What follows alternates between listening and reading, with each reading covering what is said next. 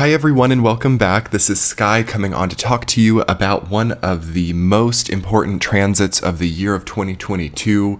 2022 is coming with a lot of them, a lot of really rare and timely striking energies, but this is definitely one of the most striking, one of the more temporary configurations. You know, we have some of these longer running configurations like the Saturn-Uranus square, like the Jupiter-Neptune conjunction that we had earlier this year.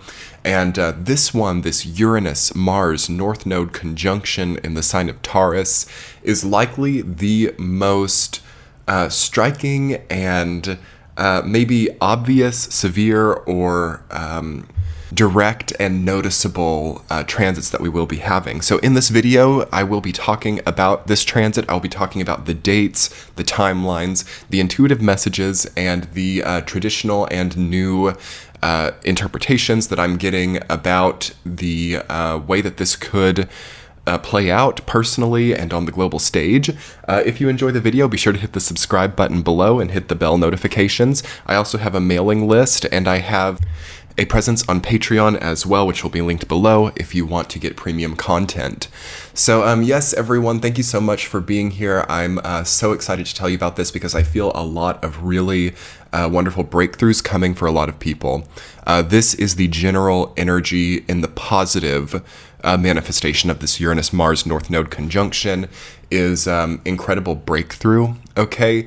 This is the energy of a major level up, a major evolution, a major increase, a major plus sign, and it's not the only transit we've had this year that has indicated an increase, a plus sign, or an expansion. Okay, we've had quite a few of these this year, and increases, positive energy, yang energy. It isn't not always a good thing, but it can be. Okay, I mean, kind of think about as we move into this transit where you need increase in your life. What do you need to expand? What do you need to multiply or give some type of greater augmentation to? So it's kind of like in the energy of augmentation. It's kind of like the energy of production, like mass production. Anything relating to mass production is going to be really emphasized right now with this transit. I have a lot to talk to you all about in this video, but let's start with the dates and the timelines. I will also put this in writing below in the description box. So the exact date of this Uranus North Node Mars conjunction happens on the 31st of July or 1st of August, depending on your time zone, though it is in its most strong orb from the time of July 22nd until about August 17th, I would say. Though it will echo until March of 2023, as Uranus in the North Node will be staying in a certain proximity until then. So this is definitely something that we will be feeling, what happens here, what coalesces here for the rest of the 2022 year cycle. Not just the calendar year cycle, but the astrological year cycle. It's really only going to be totally over by the astrological new year of 2023 around the spring equinox, okay? That is important to think about, like, what are you foreseeing for yourself for the rest of the year? It's likely for some people that sudden or even unexpected circumstances could create a path that lasts for the rest of this year, or could create a series of events or a series of things that one has to face, even like trials or gauntlets, that will subside by March. So that brings to mind the need for safety and security leading up to this transit, as that's going to be how we need to offset it. As you all know, my astrological philosophy is that of offsetting. Whenever I see a really hard-lined configuration like this, I try to suggest to do some things on the other side, or like kind of in the opposite energy, to offset it and to kind of normalize or stabilize the energy. And there's a lot of need for stabilization with this transit. So whenever we have Uranus and Mars conjunct in astrology, it's an accident indication, and really fast, sudden things can happen, okay? So Uranus is the planet of fast motions. It's the planet of speed, velocity, momentum, electric energy. It's the planet of innovation, the planet of just really concentrated, direct energy that creates physical shifts very fast. Mars is the planet of war. It's the planet of, it's the masculine archetype. It is the forward motion. It is the energy of temper, anger, but also direct solutions and pioneering, progressive, forward moving, stopping at nothing, kind of like exploring new territory, the want to get into new territory, and the want also to not give up or to have some type of major connection to something that we have not yet crossed or a channel we have not crossed. The North Node is also known as Rahu, is about ambition. It's about goal setting. It's about aspirations. It's about kind of like getting somewhere quicker than normal, or the energy of devoting everything in an ambitious way to some kind of goal. It's like what we reach for, basically. It's what we don't already have. So imagine combining all of these energies together. That is a major, major sacrifice of energy for some people. That is a lot taken from some people. That is a lot put into something, a lot invested. So we have to be a little bit careful with this. I feel that this could be a very ambitious time for some people. I feel that untoward ambition even comes up here, or some kind of cheap ambition, or some type of even like very direct forms of scheming, or in-your-face kind of manic profiteering or manic movements through hierarchy. People might be really climbing here. There could be a snobbishness. There could be a kind of obsession for some people, or a fixation on some type of status increase, as all three of these are coming together in the sign of Taurus, which is the second sign of the zodiac. It rules over food. It rules over money in the sense of our earning potential. It is not so much like equity, but it is like the money that we earn.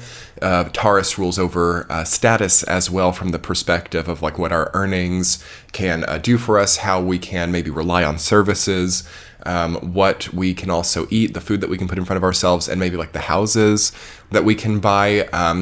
So there's also a possibility of like a housing bubble with this transit, or the possibility of a major inflationary surge economically, as well as that's already happening.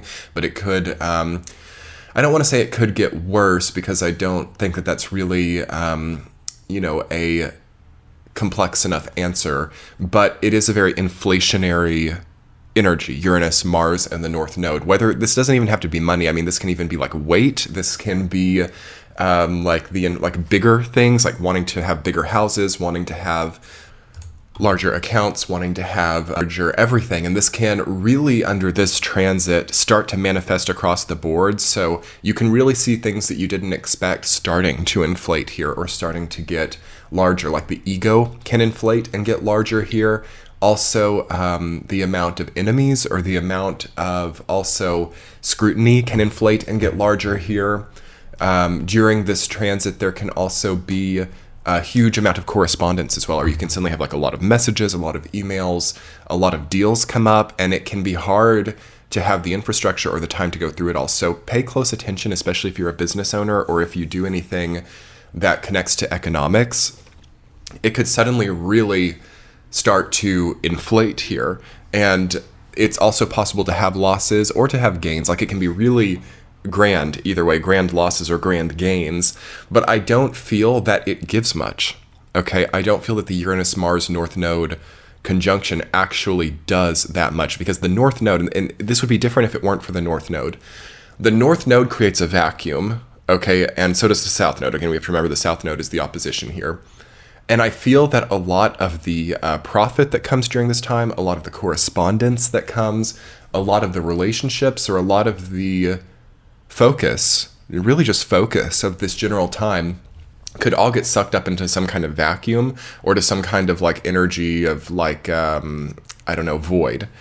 So even if you yield some huge revenues, some huge gains, I don't feel that it means much. So there's a vacuum of meaning with this transit. So it's also likely that due to hyperproduction, due to this like inflated correspondence, inflated economy, inflated egos and ideas, it's likely that even with a nice profit or even with a certain goal achieved, it may not mean that much. So this is a major chance to offset with meaning, okay? And to turn away or even delegate things which are so revved up and so manic like this, like it is for a lot of people. Try to not subject yourself to too much of that stuff, because I feel that it's literally a vacuum of energy. I feel that it literally doesn't mean much, okay, in the long run, in the long term. You might look back a few years from now at this period of time and think, wow, I actually lost a lot of health. I lost even a lot of like blood or money. When I say blood, I mean like energy, essence, life force. I lost a lot of essence into something that just was kind of like a vacuum, okay? So I mentioned this in the Pluto return video of the US, which I'll link below and in the top right-hand corner. I mentioned that there is this crisis right now, especially in the US, of like these collective energy canisters or these collective institutional or personal private things which we devote a lot of our energy to, but that actually don't give that much in the long run. And there is a psychological kind of turn to it where we get this psychological motivation perhaps to invest a lot into it or to think only about it or to devote so much to it, but it in and of itself does not have that great of a meaning. So this really is kind of a vampiric thing, and this could really come to a head with this transit. As the south node opposite Mars, Uranus, and north node, of course, in Taurus, gives a certain low vibration. It's not necessarily low vibrational. It's like a, I don't know, vampiric might be the right word, parasitic could be the right word, void, black hole type of energy to all of this. And the nodal axis always indicates stark themes of insatiability versus substance. Okay, south node is more substance, north node is more insatiability. So always whatever sign they're in, and you can refer to my north-south node video, which I'll link below, whatever sign the north and south node are in dictates where people are experiencing these themes of insatiability versus substance, okay, versus fulfillment. Really, that's the better word, insatiability versus fulfillment. So that's on the Taurus-Scorpio axis right now, and it's being now activated by Uranus and Mars and by Saturn, okay, and by Saturn, because that's not quite in right now, but we're going to, later this year, move back into those Saturn-Uranus squares, which this transit will also dictate a lot about how we experience the Saturn-Uranus squares of the later part of this year. So what we do here will really either make or save us a lot of work for the rest of this year, or it will have our conscious mind and conscious focus on certain things which correlate with the Saturn-Uranus squares, which is really a battle of conventionality versus unconventionality, a battle of faith, a battle of even like a societal themes versus personal themes. And for everybody, it doesn't matter whether you have that personalized in your chart or not. It's like a global collective sort of conflict or battle between belief systems and economics and status quo versus unconventional new stuff. It's working itself out this year, but we've still got quite a ways to go with it. And thinking a little bit about the exact time that this transit is in on like July 31st and August 1st, I think it would be a really positive time to unwind and to really assess a lot of the things in your life that need direct action, and like ask yourself if that really is what needs direct action. I think there can be a bit of confusion, and even the instincts or the natural feeling of what one needs to push on or what one needs to have direct action with could be a little bit off, or could be a little bit, I don't know, aggressive, or within the energy of accidents. So, getting into the journal and listing out, these are the things that I need to do. These are the things that I'm in the process of doing. And then maybe also ask, like, what am I waking up in the morning wanting to do? What am I instinctually finding myself pushing towards? And are those actions lining up with what my life actually needs? Because what I think can happen here is also we can expend a lot of energy onto these like instinctual actions or onto these like even, I don't know, obsessive or compulsive actions. And it's like some of the stuff that is pretty easy to solve, or some of the stuff that we actually really can control, goes by the wayside. And this can generate accidents. This can generate weird little issues of tripping up, or I don't know, even like failures. Okay.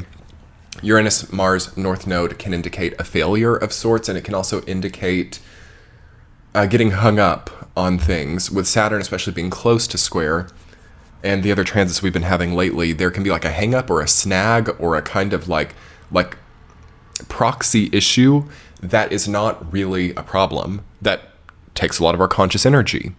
And then it's like these things that really need our direct attention are not getting what they need.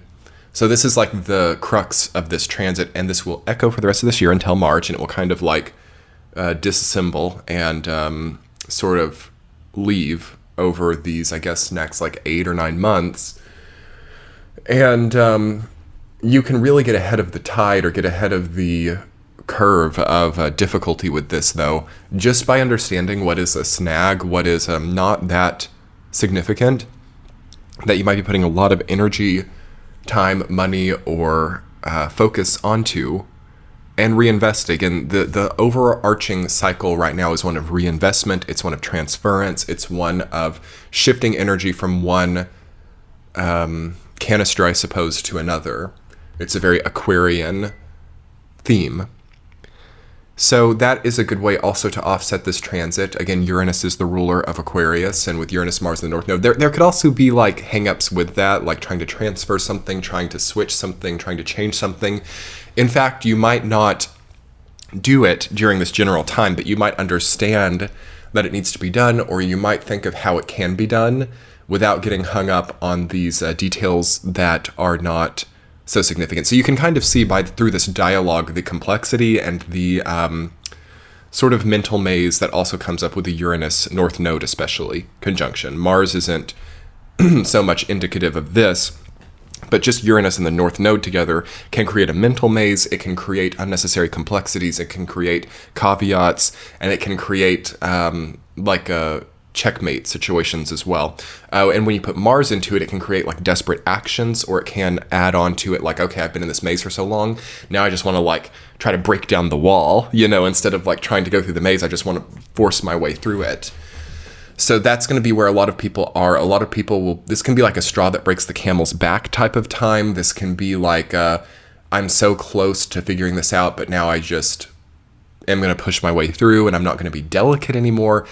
So that is a worrisome energy to me, is people could also get temperamental or lose their sense of fragility, or lose their care for chivalry or fragility. So you want to make sure that you're not reliant on someone like this, or that you're not in a place where someone can like cross boundaries. So there can be a crossing of boundaries with this Uranus Mars North Node for sure in the sign of Taurus. So especially be careful with things like dating. I wouldn't recommend dating at all. Okay, at all. Uranus, Mars, North Node in the Venus sign of Taurus. That could be like, harsh things that I probably wouldn't talk so much about on YouTube, but you can understand. And like, we want to really make sure our boundaries are safe and well-defined during this time, because why people find themselves in mazes is because they're trying to navigate boundaries, right? So people can lose it and go desperate and cross boundaries because they think they're getting out of a maze, or because they think that they're finally overcoming something, but in reality, they're just overstepping, overreaching, or pushing a boundary. So whichever side of that you might be on, it's good to think about, like, why am I in this maze? Why am I playing a game of boundaries? Why have I found myself here? And then also, like, why am I on the other side of it, like integrating myself with people who can't understand boundaries, or people who are choosing to be in these like weird games with boundaries, or, restricting themselves from greater freedom or greater mobility. So restrictions on mobility, that's a big thing with this too. And I think a lot of people are freeing themselves up.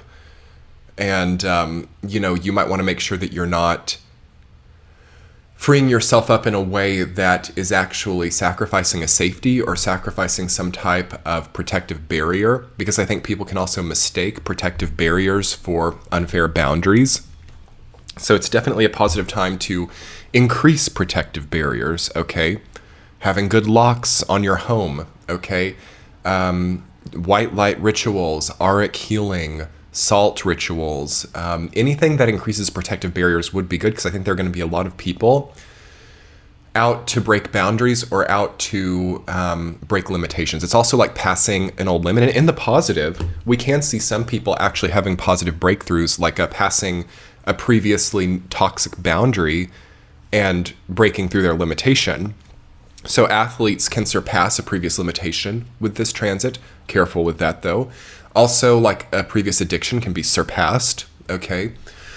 And like a new financial or economic goals can be met too. So you can surpass an old tax bracket, or like surpass an old limitation relating to money or finance. That can also happen. Careful, though. It's kind of one of those things where it's chaotic neutral. Like surpassing some of these limitations might seem great, and they do have pros, but they also have cons. You know, as you go into the higher tax bracket, now you have like more, more real world considerations. You have more taxes. You have more people that you need to make sure things are done properly. Like, it's like the Wheel of Fortune. You know, we might think that, oh, making all that money is such a great thing, but it comes with a lot of need for infrastructural development. And if we don't abide by that, we're going to have more problems than we had before. Also, surpassing a previous limit athletically or with the body might seem like a good thing. Like, oh, wow, I've met my body goal. I now have the perfect physique. I now have the perfect kind of like shape or something that some people might also be getting with this transit. But now that means that if I don't upkeep that, it will quickly go away. So like when we really finally develop something, precisely get something really perfect, jobs, body, whatever, it is now a liability in a way, because it's open for targeting. You know, you might see with that perfect body that you actually attract a lot of even like predatory people who want that, okay?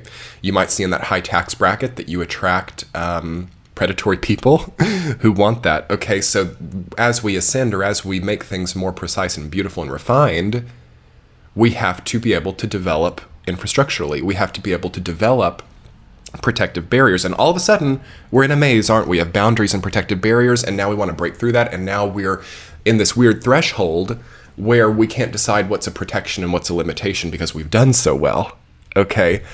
That's probably the main way, or the main energy focus that I feel this transit, which lasts for the rest of this year, or echoes this way for the rest of this year, that's the main way that I feel that it's expressing. And the best way that I think we can discern what is a positive, negative, healthy, or unhealthy expression of this is like through this greater auric healing, or through getting healthier, we will just have a natural inclination to what is a healthy structure and what's like a limiting structure, what is an appropriate boundary, and then what is like the creation of a maze. But it really relies on health, and it really relies on healthy pineal gland, healthy third eye chakra, which we've been talking about for a long time on this channel now. By now, here in July and August of 2022, there's a lot contingent on these like healthy instincts, healthy third eye, healthy body, okay?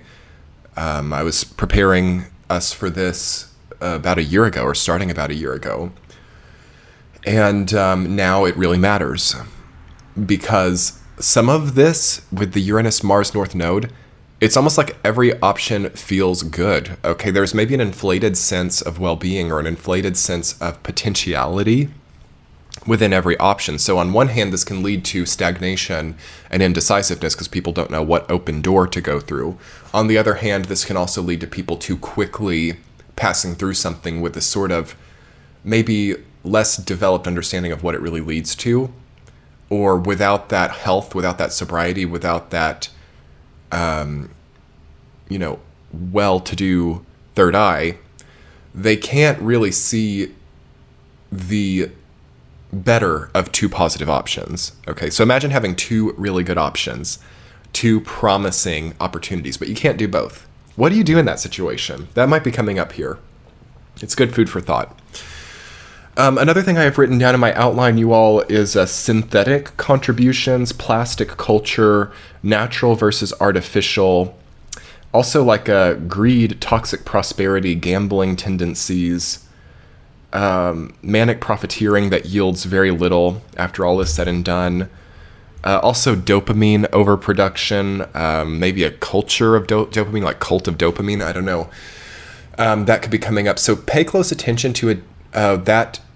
Ooh, nice little psychic download here. New addictions that we don't even know exist. Okay, so addictions to screens, addictions to technology, addictions to certain pathways or certain content forms as well is a big thing with this. So like doom scrolling, someone in my comments said that they had overcome their addiction to doom scrolling, and I think that could be really good for this time.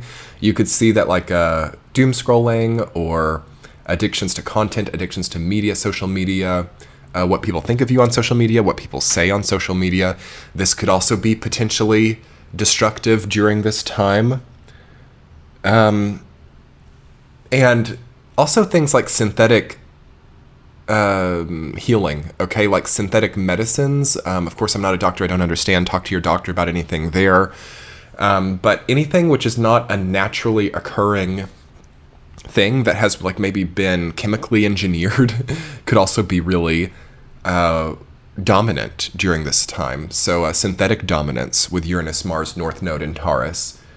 Also synthetic music, synthetic AI, like AI businesses, AI decision-making, AI empathy, which we also heard about in the news recently.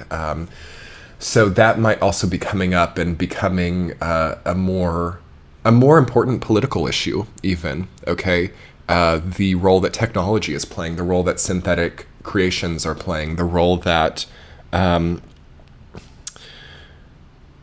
the impact that these things have on prosperity as well plays. So this toxic prosperity in the context of crypto, in the context of social media, in the context of even digital economy, stuff like that, information economy, that could also be perhaps having chaos during this time and perhaps being subject to new regulation, or just really chaotic to be involved in.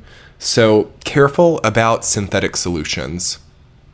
People might be like, okay, I have a thyroid problem, and instead of healing that, I'm going to go on some kind of synthetic medicine. That could be right. Again, talk to your doctor about that kind of stuff.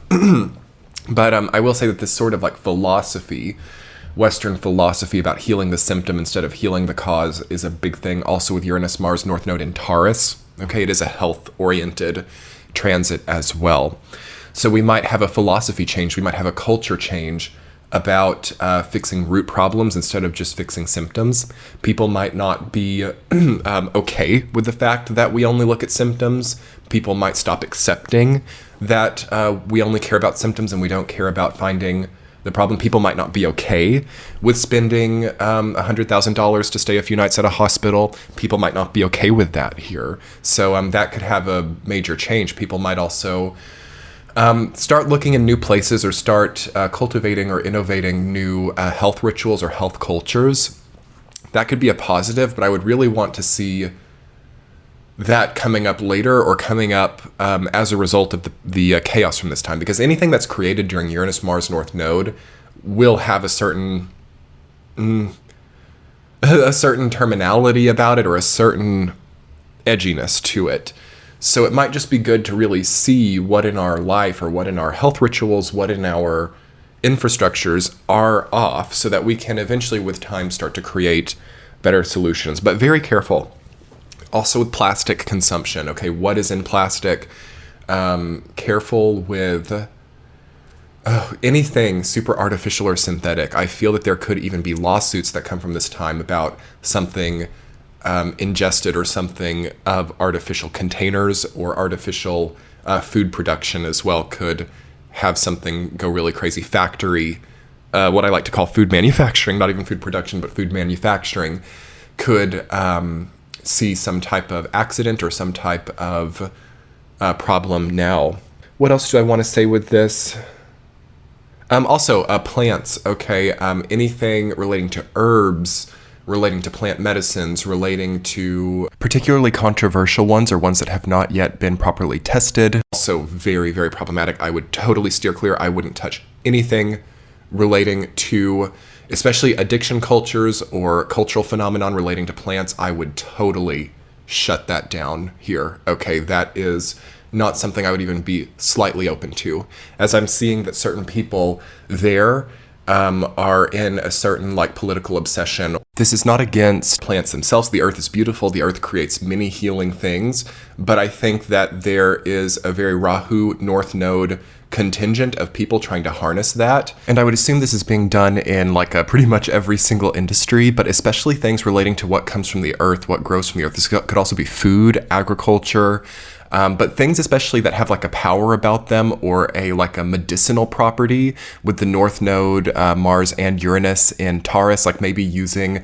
medicinal properties in an innovative or a way that has not been used before. And it could be like a clumsy or a bit sloppy or overambitious with the North Node connecting to it. And it feels like for many people like involved in this, it's more about that story for them than it is about like the earth or about the medicines or about anything like that. It's more of like a means to have some type of ego expansion or some type of power. So it's a problem. And I'm not talking about the average connoisseur. I'm talking about the people who own those means to production. I'm talking about like also conquering or colonialism relating to the places where it's like not completely illegal to foster. It's a dark, dark thing. And I think that the Uranus North Node Mars in Taurus will likely lead to a major devastation in the guise of profit or in the guise of like maybe a short-term success or potentiality that ultimately ends up like taking everything from the eventuation of the actual healing that was needed. So that is really harsh, and it's actually kind of across the board in a lot of different industries, but it's especially in these like newer niche or less mainstream industries. And again, like to be very clear, this is coming through as quite a severe message actually, but it's important because there is a lot of blind consumerism here. There's a lot of like people who don't know who they're supporting when they purchase things. They don't know what they're involving themselves in. They don't know that. And I think that this Uranus North Node Mars conjunction is going to be a really strong pivot point for this kind of thing. I will tell you that just walking through an ancient forest will give you every bit as much as like debasing those plants and trying to like put them into your body or something, okay? It's an overconsumption crisis. And the earth does grow a lot of things that are priceless, that are so helpful for us, and I am a staunch proponent of understanding how the earth naturally can help us.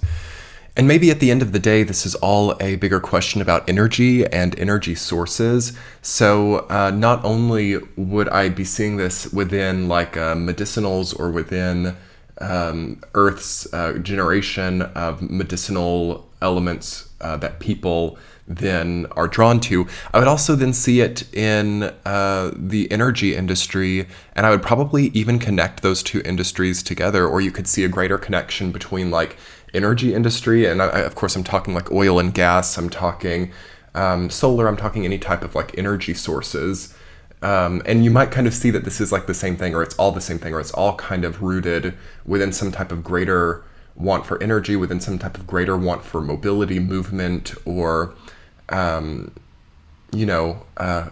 strength. Because I think that a lot of people turn to any type of medicinal compound to heal their energy or to give themselves more energy, or because they think that in some way it's going to have an energetic effect on them, in the same way that when people pull up to the pump, they're ready to go somewhere else, or they're ready to continue some type of cycle of movement. So whether we're talking about agriculture as a food source, whether we're talking about the energy industry as, I suppose, a source of energy that leads to movement or leads to continuance of some sort, or whether we're even talking about certain more recreational medicinal sources, I feel that all of these things are lumping together in a more macrocosmic bolstering of the consumption economy, global consumption economy. And it really has a psychological effect on a lot of people as they become more drawn to really anything that is consumable.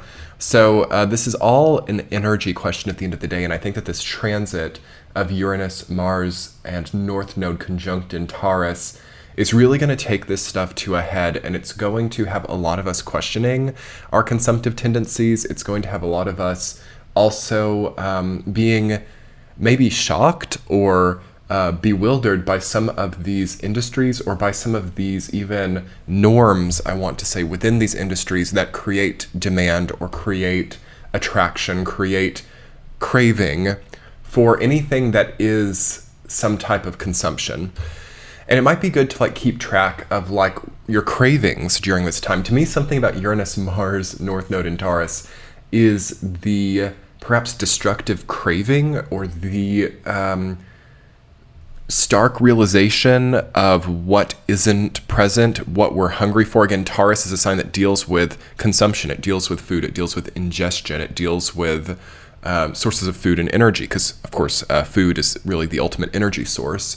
So I would say that there is somewhat of a really sharp craving here, nutritional deficiencies as well. Keep an eye on that. And there could also be scarcity that really highlights these cravings, as well as we see that people might not have the same supply of what they're accustomed to. So drought is possible. I believe that's actually already happening, but it makes sense with the Chiron, Jupiter, and Mars in Aries we had leading up to this transit, then Mars applied up to Uranus here. There could even be some type of major crop devastation, or there could be major lack of rain, major lack of water. And that could also, aside from any of these more, unnecessary consumption economies, that could actually really see a change in more of the, absolutely necessary consumption economies, like food sources, or, the general kind of trade of daily foods or daily goods that are an essential aspect of life. So I would definitely forecast with this transit perhaps greater droughts, or even further supply chain issues as well would be indicated. And hopefully through these, people will start to innovate new ways to solve these problems, as that is the greatest way to use this energy, is to positively innovate. Also to adjust your own cravings, to adjust your own ideas about necessity. What do I need? Do I need all of this stuff? Is all the stuff in my grocery basket something I'm going to use? Is it going to go into the trash? Stuff like that is coming up. Disposability, recycling, waste, stuff like that. It's all across the board when it comes to these kind of ways that we relate to the earth, ways that we relate to what we take from the earth and what we give back to the earth.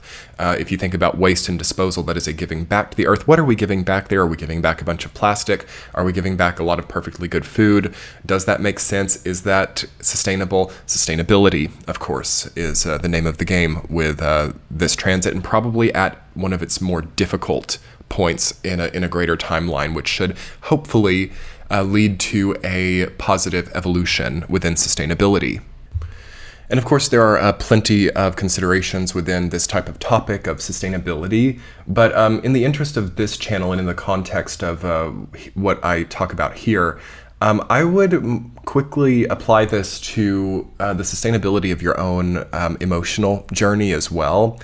Certainly look at the physical things, but how do you like your current rituals? How do you like your current social relationships? How do you like your natural tendencies, cravings, and cycles right now? Are they sustainable ones? I think that the pointiness of this Uranus-Mars North Node conjunction really gives a lot of people the chance to make a change or to alter something. And while it can be chaotic, it also is not in vain. Okay, any of the difficult experiences that people have during this transit, I think will end up being beneficial in the long term, because it feels to me that if we have a hardship or if we have a difficulty, we probably won't ever have this one again, or we probably won't ever make the same mistake again, or we won't ever be so reliant or codependent or blind about something again, it feels like a very, very strong period of learning.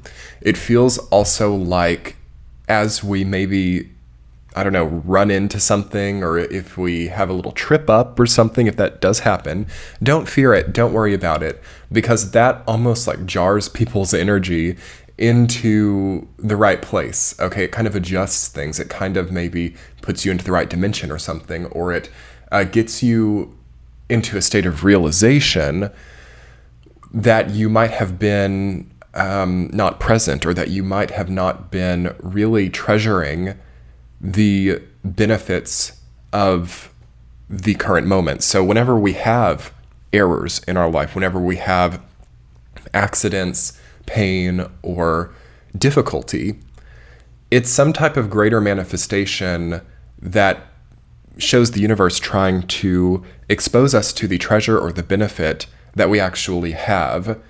So to offset this transit, you can definitely find gratitude for what is currently here in your experience. You can enjoy the present moment.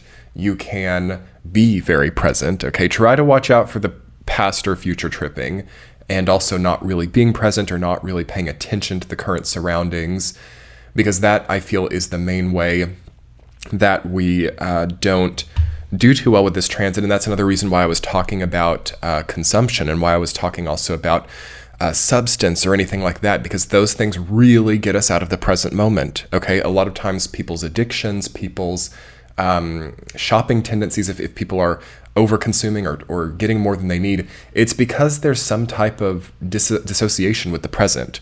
When we're really well associated with the present, we have a really good idea of our needs. We have a really good idea of what we don't need, and people tend to just be more precise in what they consume. So at a greater level, this consumptive crisis deals with not being in the present for a large group of people. That harkens back to the Jupiter-Neptune conjunctions in Pisces, which will be forming up again later this year. So now that Jupiter's in Aries and it's moving so fast, and getting ready to go retrograde though, right around the time of this transit, actually, Jupiter is actually going retrograde, I believe. So that will send it back towards Pisces, and we'll kind of get tested again on how much we value our present, and to what degree our present moment and our chosen journey, our chosen path at this time, to what degree it is satisfactory, to what degree it is realistic, to what degree it is for us and not for someone else, to what degree it is going to help us too. So we have to choose a helpful path, or we would do well to help ourselves out a little bit, or to not commit or contribute to things that are very obviously confusing, dark, addictive, and just not indicative of who we are anymore. So in that sense, I think that the positive of this transit is one, the ability to forge a happier life experience with our own will. Two, it's the ability to disrupt certain negative cycles, or the ability to question certain unsustainable ones, or certain,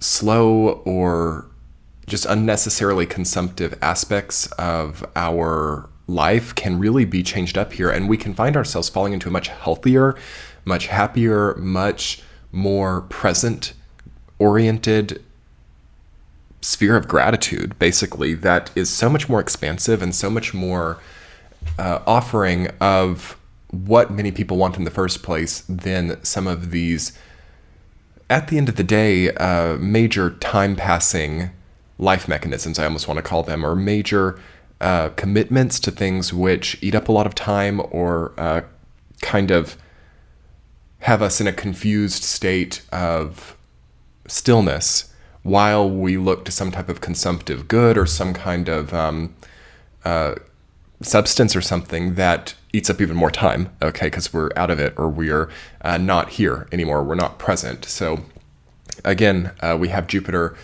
fixing to move backwards again towards Pisces, which will see a lot of people having major testing with these distractive elements and with these time-wasting mechanisms. So anyway, everyone, I'm going to conclude there for this week's video.